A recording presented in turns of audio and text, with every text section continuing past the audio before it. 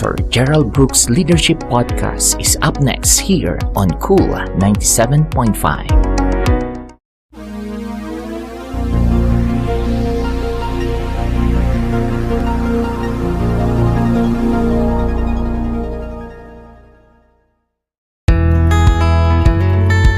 Partnership with Raul Quaresma Ministries and Cool 97.5, we gladly present to you Dr. Gerald Brooks' Leadership Podcast for pastors, leaders, and church workers who are involved in God's ministry every Wednesday from 12 to 12:30 high noon, only here on Cool 97.5.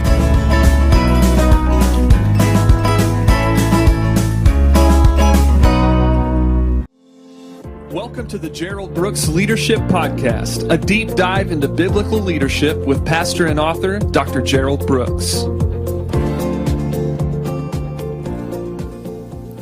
Hi, this is Gerald Brooks. Thank you so much for joining me for today's podcast. Today I want to talk to you about leadership skills. What is the base skill set that a leader needs to be able to navigate leadership in the day in which we live?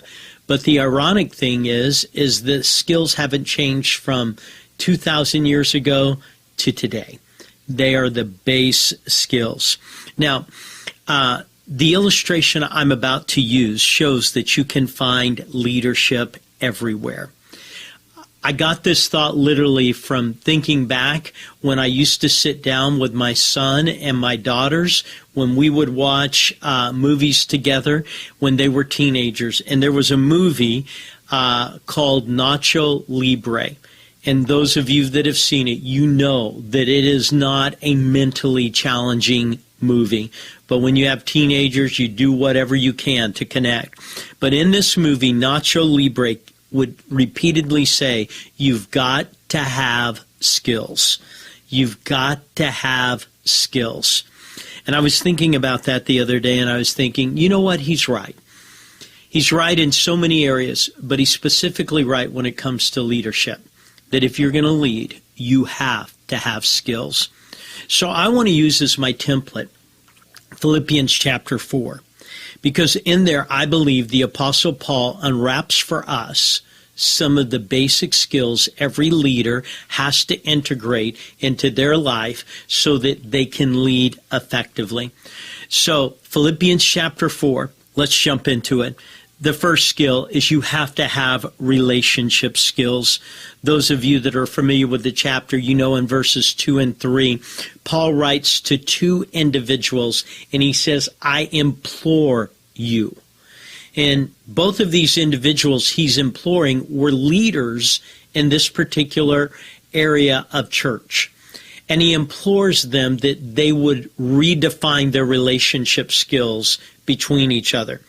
It's obvious that they were struggling. It's obvious that their struggles were being multiplied.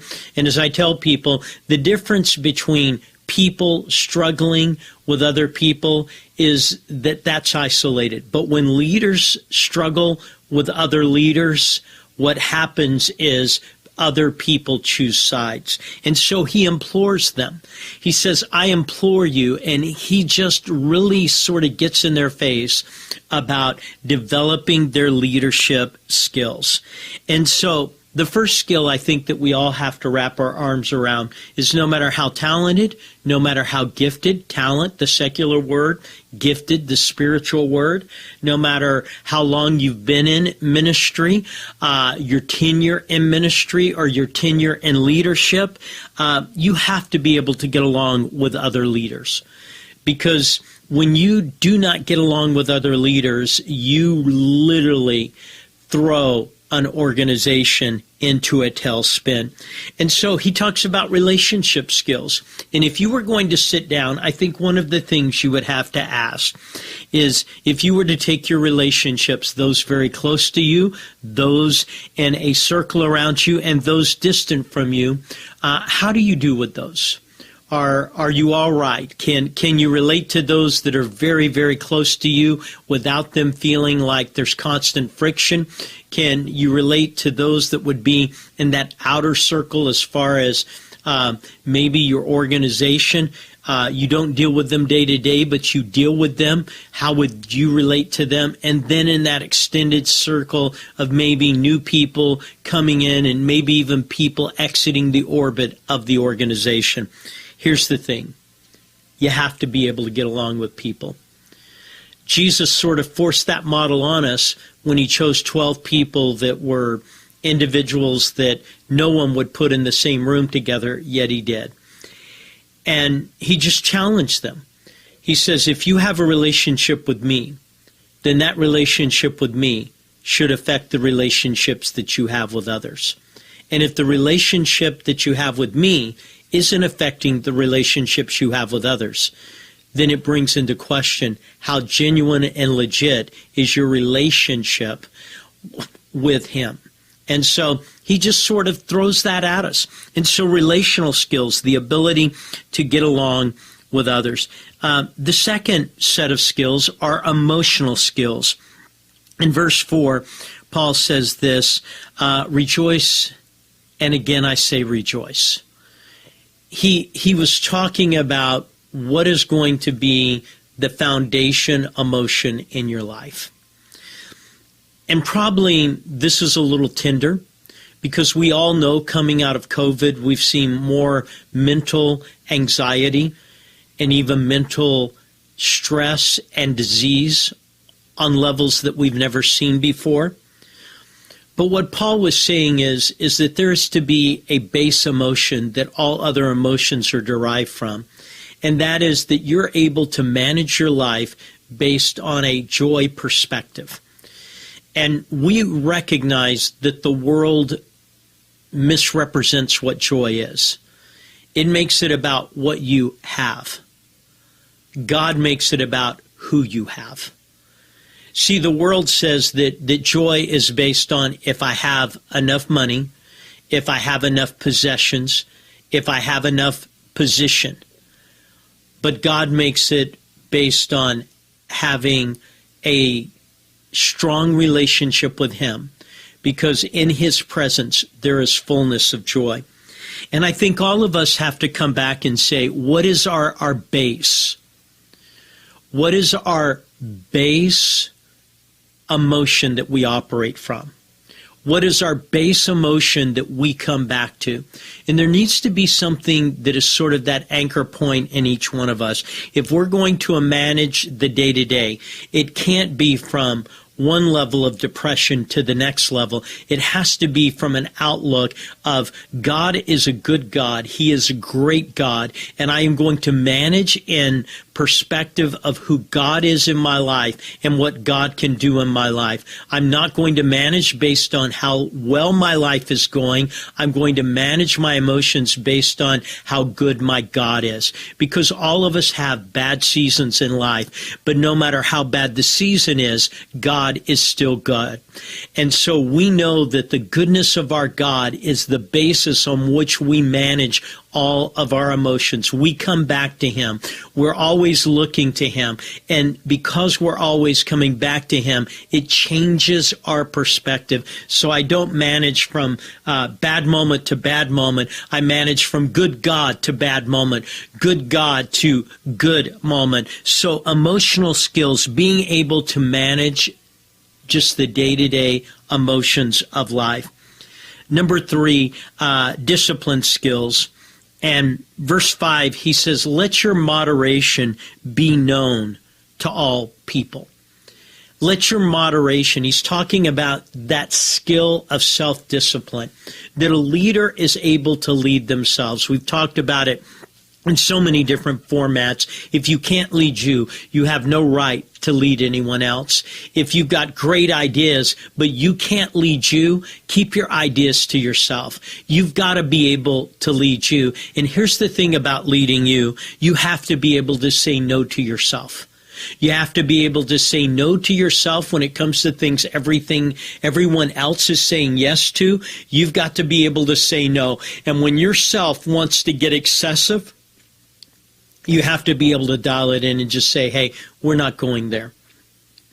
So a lot of people don't like anyone telling them no. But the most important person that will ever tell you no is you. And if you can't do that, then all you are is a gifted person who is going to cause above average problems in the lives of others. There's nothing worse than trying to follow an undisciplined leader. I've said it to you before. Discipline is the gift that a leader gives themselves. And when a leader gives discipline to themselves, it changes the playing field. Discipline is not an emotion you feel. Discipline is a decision that you make. You decide. These are the boundaries. These are the places. I will live within them. I will process within them. I will tell myself no to things everyone else gets to say yes to. Number 4 are prayer skills. And Paul talks about these. He says, in everything with prayer. And if you're going to lead, I don't care if you lead in the corporate world or the secular world or the spiritual world. Here's the thing. You can't lead limited to your own resources. You're going to have to create a supply line of resource that is bigger than you. Wisdom that's bigger than you. Patience that's bigger than you. Vision and dream that's bigger than you. You've got to lead on the big side. And the only way you can do that is to be in constant connection to God. I was talking to a group of young people, and again, when I say young people, these were individuals in their 20s. And I was being asked the question, how do we hear the voice of God? How do we distinguish God's will from our will? And I took out my cell phone and I basically said this. How many of you think I will get a phone call if my cell phone is turned off? Well, nobody thinks that. You have to have your cell phone on to get a phone call. But here's the thing. If you don't have a prayer habit, then you're not turning on your phone to hear God. And that's like someone walking around every day with their cell phone off, then questioning why no one calls them. And if you're not praying, do not question why God's not speaking in your life. But on another thing is if you don't have your prayer life on, your cell phone on, and you don't leave it on, it puts you in a position if God wants to interrupt your day, you're not going to be able to hear it. But here's what I really think happens. People pray these quick prayers. God, I need your help right now. But the vast majority of their life is never leaning towards God. And what happens is if God even speaks, it shows up in their heart. Using the illustration of a cell phone, it shows up as an unknown number. See, a lot of people don't pray every day. And because they don't pray every day, when God speaks, it just comes across as an unknown number. So you've got to be able to keep your heart close to God. And I know that that's Christianity 101, but you never outgrow it. Keep your heart close to God. Talk to God every day. Pray every day. Have a prayer plan every day. The next set of skills are mental skills. And this is in verse 8, where Paul looks and he says, think on these things. Now, let me just inject this. You can control your thought life. Because you may not control everything that tries to get in, but you do control what stays in. And so he says, think on these things. And he begins to give this list. And it's a series of filters. And he says, think this way. You've got to be developing mental skills to keep you focused on God. To keep you where you're able to be attentive to God. And so you don't allow your mind to just run haphazard. You have learned to take captive every thought.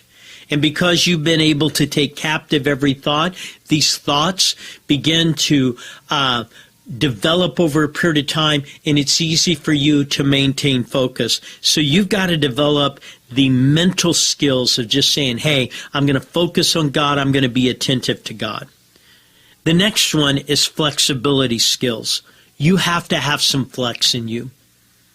It's interesting that when I went to New York City and the memorial of September 11th and the new tower that they created, you look at that thing and you get to the very top, and one of the things that you know is that you know that that building sways. That if it's too rigid, that building would not be able to handle the constant push of wind.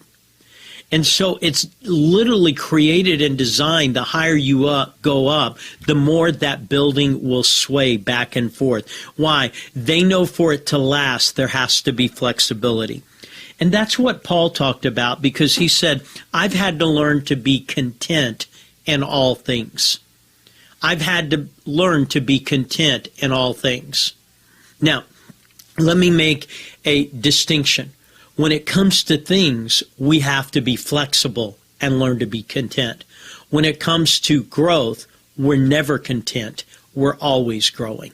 So when it comes to our outside circumstances, we're content and flexible. When it comes to our interior relationship, we are aggressive and we are growing, because the Bible says, blessed are those that hunger and thirst. So understand, when it comes to the spiritual, we're not content. When it comes to the natural, there are times when we need to be content.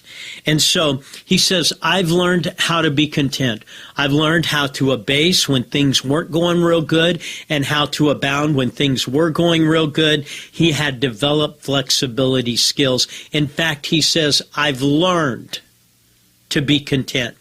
What I can tell you is most of us don't naturally have it in. It is a learned skill. And so flexibility skills.